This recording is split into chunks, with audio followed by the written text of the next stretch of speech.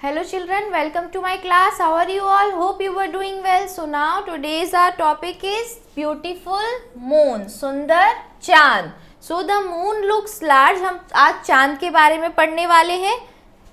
Here the moon looks large, bright and beautiful in the sky. Yet compared with the earth it is very small. It is only about a quarter of the size of the earth. You could put nearly 4 moons side by side across the middle of the अर्थ. तो रात के समय आकाश में चांद बड़ा, चमकदार और सुंदर दिखाई देता है. आप सबने देखा है ना चांद. फिर भी पृथ्वी की तुलना में यह बहुत छोटा है, लेकिन अगर हम अर्थ से कंपेयर करेंगे तो चांद बहुत छोटा है. यह पृथ्वी के आकार का केवल 1/4 है, 1/4 पार्ट है पृथ्वी का. ठीक है, 1/4 पार्ट है. और पृथ्वी के बीचों बीच एक साथ 4 चंद्रमा को रखा जा सकता है. मतलब हम पृथ्वी के अपनी अर्थ के सेंटर से 4 चंद्रमा को, 4 मून को एक साथ रख सकते हैं. इनका साइज इतना छोटा है हमारी अर्थ से. So the sun and the moon look the same size but they are not. जो सन और मून है वो हमें सेम साइज के दिखते हैं पर वो है नहीं. Across the middle of the sun you could put 400 moons side by side. तो सूरज और चांद एक जैसे आकार के दिखते हैं, लेकिन वास्तव में ऐसा नहीं है. सूरज के बीच में आप एक साथ 400 चांद रख सकते हैं. मतलब हम 400 मून्स को एक साथ इस तरीके से, ये हमारा सूरज है तो यहाँ पे हम 400 मून्स जो है वो एक साथ रख सकते हैं. So the earth is 81 times heavier than the moon but the sun is 27 million times heavier than the moon. पृथ्वी चांद से 81 जो गुना है वो भारी है, लेकिन सूर्य चांद से 270 लाख गुना भारी है. ठीक है, इतना बड़ा है सूर्य. So the moon looks big. This is because it is much closer to us than the planets or the stars. So the moon is our nearest neighbor. चांद बड़ा दिखाई देता है. ऐसा इसलिए है क्योंकि यह ग्रह और तारों की अपेक्षा हमारे अधिक निकट है.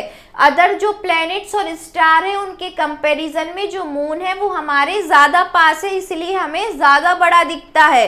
सो हमारे अधिक निकट है और चांद हमारा निकटतम पड़ोसी है, इसलिए हम उसे क्या बोलते हैं अपना नियरेस्ट नेवर. नेवर मीन्स पड़ोसी ना, तो nearest neighbour. Now next to the moon the planet Venus is nearest to us but it is more than 100 times further away from the earth than the moon. The moon has no light of its own. It shines because the light of the sun falls on it. तो चांद के बाद जो Venus है वह हमारे सबसे निकट है, वो वाला प्लेनेट हमसे पास में है हमारी अर्थ के, लेकिन यह पृथ्वी से चांद की अपेक्षा, लेकिन अगर मून का कंपैरिजन करें तो वो 100 गुने से भी अधिक दूरी पर है, 100 टाइम्स ज़्यादा दूर है. चांद का अपना प्रकाश नहीं है. जो मून होता है उसका खुद का लाइट नहीं होता है. वो यह इसलिए चमकता है क्योंकि सूर्य का प्रकाश इसके ऊपर पड़ता है. वो इसलिए चमकता है क्योंकि सन की जो रेज है, लाइट है, वो उस पर पड़ती है. इन the day time the sunlight is very much brighter then the moon. दिन में क्या होता है, सन की लाइट चंद्रमा से ज़्यादा तेज होती है. So we do not always notice the moon in the day time. दिन के समय सूरज की रोशनी चांद की तुलना में बहुत अधिक होती है, इसलिए चांद हमें दिन में नहीं दिखाई देता है. मून हमें दिन में नहीं दिखता है ना. Next, how was the moon formed. चंद्रमा बना कैसे था, तो no one knows for certain. There are all sorts of theories about it. One of the oldest theory is that the moon was the one part of the earth. People thought long ago the earth turned very quickly and a piece of it broke off and this formed the moon. They believed that it left a hole on the earth and that hole formed the Pacific Ocean. तो चांद कैसे बना था यह निश्चित रूप से कोई भी नहीं जानता है. इसके विषय में यहाँ तरह तरह की थ्योरीज हैं, सिद्धांत हैं. सबसे पुराने सिद्धांतों में से एक सिद्धांत यह कहता है कि चांद पहले पृथ्वी का ही एक पार्ट था, भाग था, और लोगों के अनुसार बहुत समय पहले पृथ्वी बहुत तेजी से घूमी, अर्थ बहुत तेजी से घूमी, रोटेशन हुआ उसका, और उसका एक हिस्सा टूटकर एक हिस्सा जो है वो अलग हो गया और उसी से चांद बना। और उनका मानना था कि इससे पृथ्वी में एक गड्ढा हो गया और उस गड्ढे से प्रशांत महासागर बना, पैसिफिक ओशन जो सबसे बड़ा ओशन है। तो जब वो गड्ढा वहां से निकल के मून का शेप ले लिया, मून बन गया, तो वो जो गड्ढा है वो पैसिफिक ओशन बन गया। Today most scientists think the earth and the moon were formed at the same time. They think that they were formed from a lot of small rocks, dust and gas. Scientists are trying to find out if the earth and the moon are made up of the same matter. The moon has many craters, high mountains and deep valleys like the earth. So astronauts have brought rocks and dust from the moon. Scientists are looking at them very carefully. आज ज़्यादातर जो वैज्ञानिक हैं, scientist हैं, वो मानते हैं कि पृथ्वी, हमारा अर्थ और मून एक ही टाइम पर फॉर्म हुए थे। उनका मानना है कि बहुत सारी छोटे रॉक्स जो हैं, डस्ट पार्टिकल्स हैं, जो गैसेस हैं, वो उनसे बना है। नेक्स्ट, साइंटिस्ट जानना चाहते, प्रयास कर रहे हैं कि पृथ्वी और चांद एक ही पदार्थ से बने हैं क्या, एक ही जो एलिमेंट है उसी से दोनों बने हुए हैं। चंद्रमा पर पृथ्वी के समान क्रेटर, ऊंचे पर्वत और गहरी घाटियां हैं। जैसे हमारे अर्थ पे बहुत सारे क्रेटर, ऐसा जैसे शेप क्रेटर जो गड्ढा है, या माउंटेन्स हैं, या वी शेप की वैलीज हैं, उसी तरीके से हमारे चांद पे भी हैं। तो अंतरिक्ष यात्री चांद से चट्टान और मिट्टी लाए हैं और वैज्ञानिक बहुत ध्यान से इनका निरीक्षण कर रहे हैं, उनके बारे में उनको स्टडी कर रहे हैं। So the earth looks beautiful from the moon, it also looks 4 times bigger than the moon appears to us on earth when the sun set it gets dark slowly. This time between day and night is called twilight. On the moon there is no twilight, so when the sun rises it is bright sunlight and therefore there is no dawn on the moon. चांद से पृथ्वी सुंदर दिखाई देती है। अगर चांद पे खड़ा होके देखा जाए तो पृथ्वी बहुत सुंदर दिखती है। यह हमें चांद से 4 गुना अधिक बड़ी दिखाई देती है। पृथ्वी पर जब सूरज छिपता है तो धीरे धीरे अंधेरा होने लगता है और दिन और रात के बीच का यह समय ट्विलाइट कहते हैं या संध्या काल, शाम का समय बोलते हैं। चांद पर संध्या काल नहीं होता, चांद पर ऐसा नहीं होता। जब सूरज निकलता है तो यहाँ पर चमकीली धूप निकलती है, जब सूरज निकलता है तो धूप निकलती है, इसलिए चांद पर कोई भी उषा काल नहीं होता, कोई भी अंधेरा ऐसा नहीं होता। Now word meanings with pronunciation over here. Bright means चमकीला, कंपेयर्ड मीन्स तुलना में, प्लैनेट मीन्स ग्रह, थ्योरीज मीन्स सिद्धांत। Next is broke, next one is broke. Broke means टूट गया, पैसिफिक मीन्स प्रशांत, रॉक्स मीन्स चट्टाने, क्रेटर्स मीन्स गड्ढे, अपीयर्स मीन्स दृष्टिगोचर होना या प्रतीत होना। Next we have tick the correct answer over here. The moon looks dash in the night sky. रात को मून कैसा दिखता है? ब्यूटीफुल, अगली, बिग या स्मॉल? तो ब्यूटीफुल, रात में चंद्रमा सुंदर दिखता है। So here is beautiful. Now next, the sun is dash million times heavier than the moon. Moon से जो है सन कितना ज्यादा हैवी है, हैवियर है। सो 27 million is the correct answer, 27 million. Now from the moon the earth looks dash times bigger. अगर हम चांद पे खड़े हैं तो हमारी जो अर्थ है वो कितने टाइम्स बड़ी दिखती है हमको? So here is the answer 4 times bigger, 4 times bigger. Next is fill in the blanks. So first one is the moon looks dash dash and dash in the night sky. रात को moon जो है वो कैसा दिखता है? तो एक तो बड़ा दिखता है, फिर ब्राइट दिखता है, चमकदार दिखता है, और नेक्स्ट उसके साथ में ब्यूटीफुल दिखता है। Next is beautiful, beautiful in the night. Now next, the earth is dash times heavier than the moon. Earth moon से कितना टाइम्स जो है वो हैवियर है, तो 81 टाइम्स हैवियर है। Now next one is the moon is our dash neighbour. Moon अपना कैसा नेबर है, नियरेस्ट, सबसे पास में मून ही है। So moon is our nearest neighbour, सबसे पास का पड़ोसी। The moon shines because the light of the dash falls on it. तो मून पर किसकी लाइट पड़ती है, तो सूरज की लाइट पड़ती है, इसी से वो चमकता है। From the moon dash looks dash. तो अगर हम चंद्रमा पर खड़े होंगे तो हमारी अर्थ जो है वो कैसी दिखती है, ब्यूटीफुल दिखती है। Now next we have question answer over here. Answer the following question. First, what is the size of the moon in comparison of the earth. Earth के कंपेरिजन में मून का जो साइज है वो क्या है, तो the moon is only about a quarter, 1/4 है ना, quarter of the size of the earth.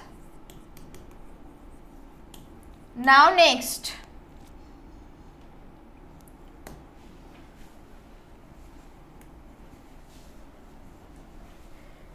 we have which is bigger, sun or moon and how much। कौन बड़ा है, सन या मून, और कितना बड़ा है। So here is the answer, sun is 27 million times heavier than the moon. Now next, how does the moon shine? Why can't we see the moon during daytime? चंद्रमा में चमक कैसे आती है और उसे हम दिन में क्यों नहीं देख पाते हैं। So here is the answer, third, the moon has no light of its own. उसकी खुद की कोई लाइट नहीं होती है। इट शाइन्स बिकॉज, क्यों चमकता है, because the light of the sun falls on it in the day time. The sunlight is much brighter than the moon.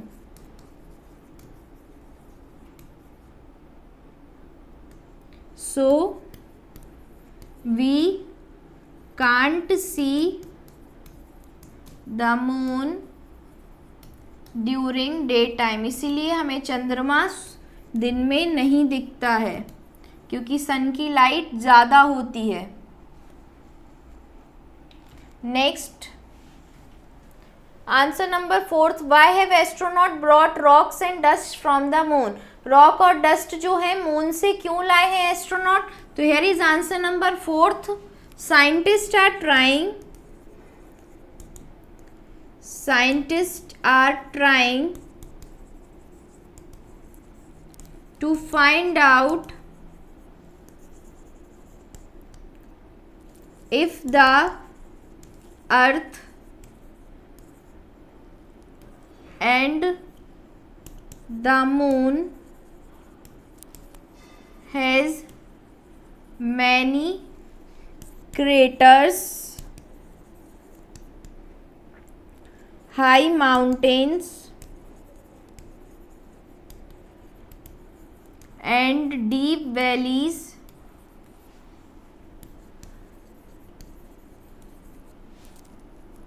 like the earth।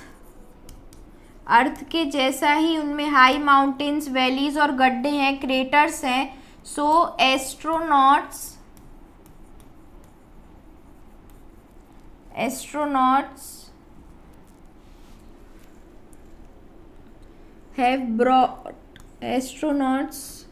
have brought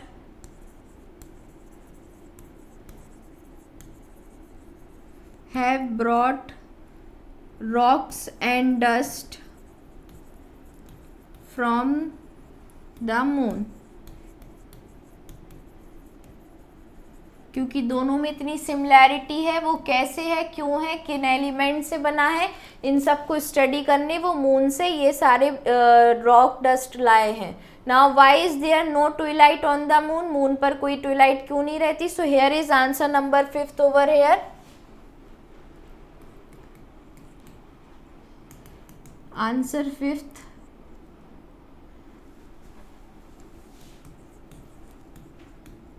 On the moon there is no twilight.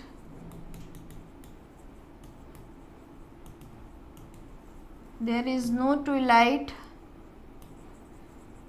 when the sun rises.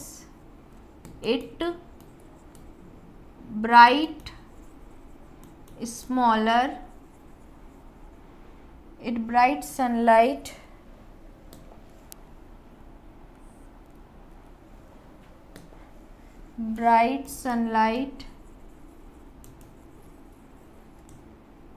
therefore there is no down on the moon. सन की रोशनी के कारण चंद्रमा पर कभी भी अंधेरा नहीं होता, हमेशा वहाँ उजाला और चमक बनी रहती है. Now next is correct the miss spelled word. मतलब ये जो वर्ड्स लिखे गए हैं बच्चों, ये क्या है? इनमें स्पेलिंग मिस्टेक है, इनको हमें करेक्ट करना है. So first one is cout. तो काउट कुछ नहीं है, यहाँ पे क्या होगा? Give me a second, it is refreshing. Count. Next one is possession. POSSESSION possession.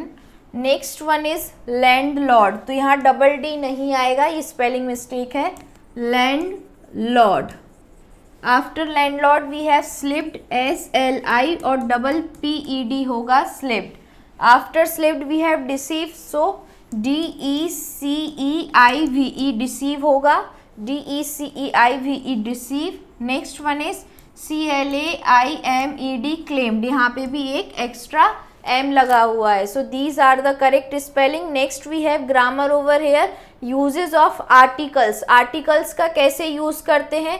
तो ए का प्रयोग कॉन्सोनेंट BCDF. कॉन्सोनेंट्स मतलब AEIOU जो हमारे वोवल्स होते हैं उनको छोड़ के हमारे अल्फ़ाबेट्स में जितने भी अल्फ़ाबेट बचते हैं वो सब हमारे क्या है? कॉन्सोनेंट्स हैं. साउंड से आरंभ होने वाले सिंगुलर नाउन से पूर्व एक के अर्थ में किया जाता है, जैसे आ बॉय, आ कप. तो ए जो है हम किसी एक चीज को बताने के लिए आगे आ लगाते हैं, जैसे कि एक लड़का, आ कप, एक कप है. So now next we have next और एन का यूज हम कहाँ करते हैं? आ का यूज समझ में आया बच्चों? कॉन्सोनेंट्स जो भी होंगे AEIOU को छोड़ के जितने भी अल्फाबेट में लेटर्स बचे उनके आगे हम आ का यूज करते हैं, मतलब ए का यूज करते हैं. एन का यूज करते हैं हम जहाँ पे जो भी हमारी स्पेलिंग AEIOU जो हमारे वोवल्स होते हैं उनसे शुरुआत होती है, उनमें हम एन का यूज करते हैं. जैसे एप्पल. एप्पल में जो ए है ये वोवल है तो वोवल में एन लगेगा. नेक्स्ट इंक में आई है तो एन लगेगा. दा का प्रयोग किसी निश्चित वस्तु की ओर संकेत करने के लिए अथवा प्राकृतिक वस्तुएं, धार्मिक पुस्तकों, समाचार पत्रों आदि के नाम के पूर्व किया जाता है. मतलब जो बड़े बड़े नाम होते हैं, चाहे वो किसी नदी का नाम हो, किसी पर्वत का नाम हो, किसी किताब का नाम हो, किसी देश का नाम हो, तो ऐसी बड़ी बड़ी चीज़ों के आगे हम दा का यूज़ करते हैं. जैसे कि द गंगा, गंगा रिवर का name, the Himalayas, the Gita, the Indian Express. किसी न्यूज़पेपर के नेम के आगे भी द का यूज करते हैं। नाउ नेक्स्ट, फिल एन और द इन द फॉलोइंग। इनमें हमें इनसे आर्टिकल्स फिल करने हैं। So first one is the dash Ganga is a holy river. तो गंगा बड़ी रिवर का नाम हो गया, तो यहाँ पे हम द लगाएंगे। Now next, he is dash Indian. तो इंडियन में आई है, आई क्या होता है, AEIOU, तो ये वॉवेल है, तो यहाँ पे हमें एन लगाना है। नेक्स्ट वन, आई एट डैश एग। तो ई एग यहाँ पे भी क्या हो जाएगा, एन आ जाएगा। Next, he is dash hour late. तो यहाँ पे एच साइलेंट है और ओ का प्रोनाउंसिएशन आ रहा है, तो यहाँ पे भी एन आएगा। He is an hour late, 1 घंटा लेट है वो। Dash sky is clear. तो स्काई की बात हो रही है, बड़े स्काई की, तो यहाँ पे हम सिर्फ द लिखेंगे, the sky is clear. Now next is translate the following sentences into English. इनको हम इंग्लिश में ट्रांसलेट करना है। फर्स्ट वन इज मैं एक पत्र लिखूंगा। So here is I will write a letter, I will write a letter. Now next, यह सबसे अच्छी किताब है। So this is the best book. Now next, वह एक अच्छे परिवार से है। So he is from a good family. He is from a good family. Now next, मेरे पास एक सेब है। So I have an Apple.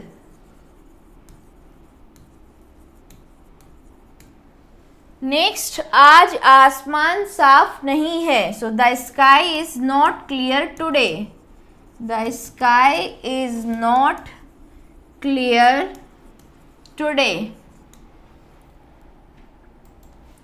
This is all about it बच्चों। तो हमने आज किसके बारे में पढ़ा, मून के बारे में। अच्छे से हमने सीखा कि जो मून है वो हमेशा में चमकता हुआ क्यों दिखता है, जबकि उसके पास खुद की कोई लाइट नहीं होती। जो भी लाइट है वो सन से पड़ती है, और सन जो है कितना बड़ा है कि उसमें 400 मून्स आ सकते हैं। अर्थ जो है वो कितना बड़ा है मून से, तो उसमें 4 मून्स आ सकते हैं। तो इस तरीके से अर्थ और सन, और लेकिन हमें जो मून है वो इतना बड़ा क्यों दिखता है, क्योंकि वो हमारे सबसे पास है, और जो हमारा सन है या बाकी के प्लैनेट्स है वो सब दूर हैं। नेक्स्ट, हमारा मून के बाद जो नेक्स्ट प्लैनेट हमारे सबसे करीब है वो हमारा वीनस प्लैनेट है। So this is all about it moon के बारे में हमने सारी नॉलेज आज ले ली, और साइंटिस्ट जो हैं उस पे वर्क कर रहे हैं। मून पे एस्ट्रोनॉट गए थे, वहाँ पे क्या लेके आए वहाँ से, तो वहाँ से रॉक और डस्ट पार्टिकल्स जो हैं वो लेकर आए, और उन पे अभी रिसर्च चल रही है, स्टडी चल रही है। क्योंकि जैसे हमारे अर्थ पे माउंटेन्स, वैलीज, क्रेटर हैं, उसी तरीके से मून पर भी ये सारी चीज़ें हैं। So this is all about it. Thank you class.